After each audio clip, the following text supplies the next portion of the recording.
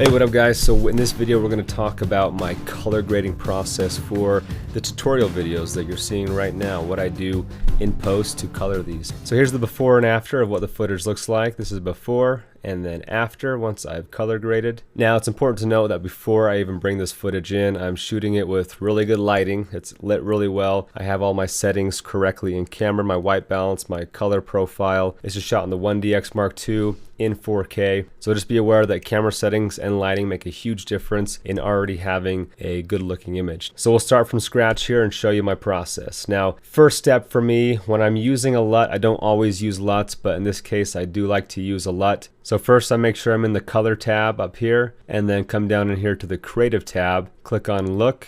And the LUT I use for my tutorial videos is called Blue Steel, SL Blue Steel. This is a preset that comes with Premiere Pro, so if you're using Final Cut Pro, it's not going to come with that. And then obviously I don't want that at 100%, and so I scale it down to somewhere in between 20 and 30%. We'll put this at 20 or 27%. And that's all I do in the Creative tab. Then I come into my Curves tab here, and I create my contrast or the pop. And as you guys have seen in other videos, I like to bring up the highlights. This side controls the highlights, and this side controls the shadows. And so by bringing down the shadows, we create that contrast, and we just decide how much contrast we want, and this just comes down to personal preference. I tend to like more contrast than most, but we'll put it about right there. Toggle the before and after, see how that looks, see how it just brought up the image a little bit more poppy. But then I come into my basic correction, and this image was actually underexposed just a tad, so we're going to bring up that exposure. Now when you're shooting DSLR footage, I recommend, when in doubt, to underexpose versus overexpose, because it's a lot easier to recover details in the shadows than it is to recover details in the highlights. So, and I have my Lumetri scopes over here, and we talk about this in the scopes video. Adam Grumbo teaches it, but basically I don't want my footage ever going above 100. This represents the highlights,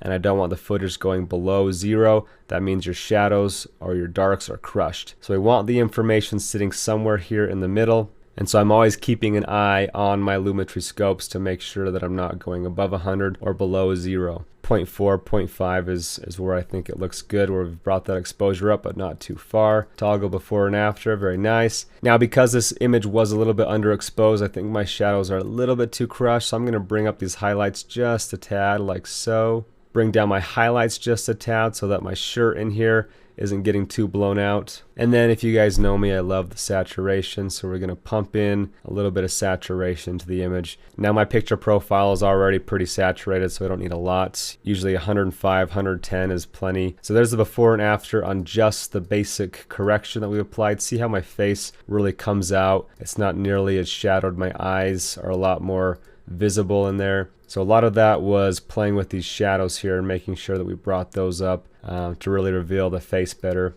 Now the last thing I want to make sure and check is my temperature and tint. I'm seeing a little bit of green tint in the face there, and this is again personal preference. I like to err on the magenta side when it comes to skin tones versus green. I think looks a little bit sickly. So we're going to bring in just a little bit, I mean 3 or 4% is all. And the image overall to me is looking a little bit blue, and so we're going to bring up that temperature just a tad as well. So there is the before and after on the basic correction. See what it's done over here in my Lumetri scopes. You see that we've brought it all the way up to 100 without going all the way to 100 or past 100. So that's kind of my goal when I'm color correcting, color grading these, is I want to stretch that image as much as I can.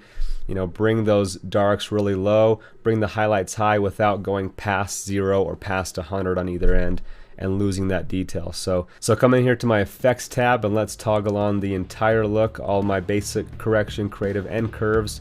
Here is the before and after. So there you see how I color correct, how I color grade the footage that you see in this tutorial content. Guys, if you have any further questions for me on that process, please let me know.